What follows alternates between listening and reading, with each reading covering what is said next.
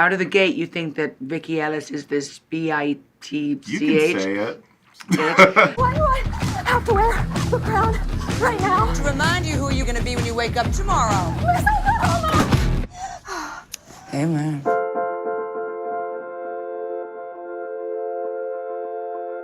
I'm curious to know, like, how did you prepare, not necessarily for the role itself, but how to talk about this role and the world that it inhabits, because it's a show that's happening at a very specific time for women. For me, it was finding the reality in a world that, for me, I don't know anything about, you know, that whole beauty pageant world. But what I do know is that we are bombarded every day with images of perfection or fake perfection. It deals with very, very current questions and tries to understand that through the facade of someone who has it all pulled together, who has that desire for perfection, whatever that is that we are all human, and there's vulnerabilities and there's fractures and there's cracks in the surface.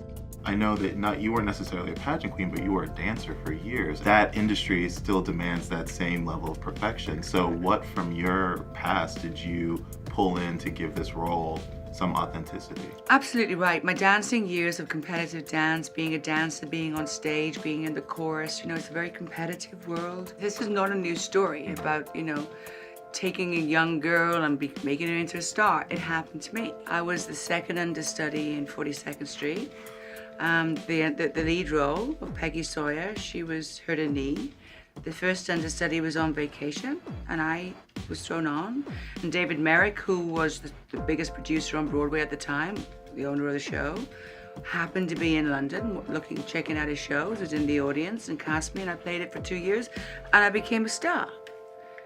There you go. So that story, that is the story of 42nd Street, Right. of little Peggy Sawyer Right. becoming the star, happened to me, and is a story that Judy Garland's played. It's a story that it never gets old, because we inherently love those feel-good factor of, it could happen to me. It still builds as a TV show, but it's on a social platform. It's on Facebook Watch. What was your thought process going into this project, knowing that you were about to do a project in an unfamiliar space, really, for you? Totally unfamiliar space. The process of making the show, exactly the same. We shot this as a 5-hour movie, basically. We didn't do episodic TV making, you know? Like, oh, episode 1's wrapped, honey, yay! No, this is a 5-hour film.